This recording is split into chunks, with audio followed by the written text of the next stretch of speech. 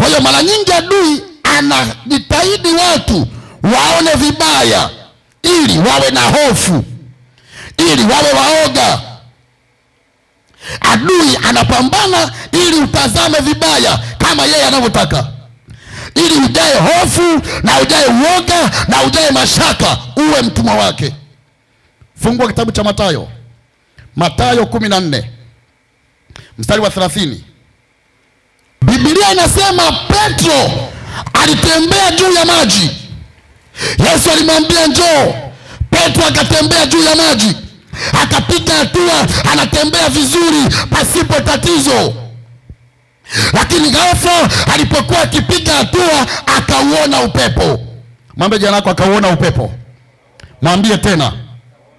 Biblia inasema kwamba alipouona upepo akaogopa, na baada ya kuogopa akaanza kuzama. Maana yake ili Petro azame alitakiwa aogope, alitakiwa ajae hofu, alitakiwa awe mwoga. Ngoja nikwambie, mwana wa Mungu ambaye hana uoga ndani hawezi kuzama. Mapepo hayawezi kumzamisha mwana wa Mungu aliyejaa imani, ambaye hana uoga, ambaye hana mashaka ndani, hawezi kuzama. Kwa hiyo adui anatamani uwe na uoga, anatamani ujae mashaka. Atawekaje mashaka ndani yako? Lazima alete jambo ambalo litakufanya uogope.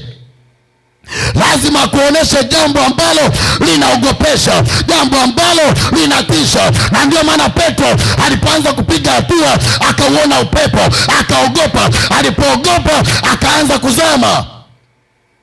Hata wewe leo hii unaweza ukafanya maamuzi mazuri, ukaanza kupiga hatua za kiroho, hata ukapiga hatua za kiuchumi. Hilo unapiga hatua, adui analeta jambo ambalo ni kama upepo unaotisha, anakuonyesha jambo ambalo linaogopesha. Ukiogopa uendelee, unapoogopa utaanza kuzama. Bwana Yesu asifiwe. Sema nakataa hofu kwa jina la Yesu. Sema tena. Kwa mara nyingi adui anatumia hofu, na wengi hawafanikiwi kwa sababu ya hofu. Wengi hawana biashara, wanashindwa kufanya biashara maana wamejaa hofu. Hata wengine wameshindwa kupiga hatua za kiroho maana wamejaa hofu. Hata Bwana akiwapa maagizo hawafanyi maana wamejaa uoga. Yule jana unaogopa nini? Haleluya. Bwana Yesu asifiwe. Kwa hiyo adui anatumia hofu, anatumia kuona vibaya ili watu wajae hofu, uoga na mashaka. Tumesoma kitabu cha Hesabu pale, tukaona kuna taarifa za watu wa aina mbili. Joshua na Caleb walileta taarifa nzuri, lakini wengine walileta taarifa mbaya. Wao wakasema sisi tulijiona kama mapanzi, tulijiona kama mapanzi ambao tumesimama na watu. Wale ni watu, sisi kama mapanzi hatuna uwezo wa kukabiliana nao. Wao walijiona mapanzi, lakini Joshua na Caleb hawajajiona mapanzi na wako sehemu moja. Jiulize, wanapeleleza nchi moja, wako pamoja, alafu wao wanajiona kama mapanzi. Halafu Joshua na Caleb wanajiona ni watu ambao wana uwezo wa kukabiliana. Maana yake macho ya kina Joshua yalitazama tofauti na macho ya hao wengine vile ambavyo yalitazama.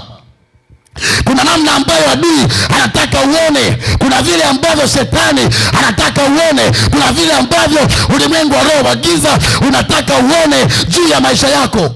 Na ndio maana wakati mwingine hata kuna ndoto ambazo unaziota si za Mungu.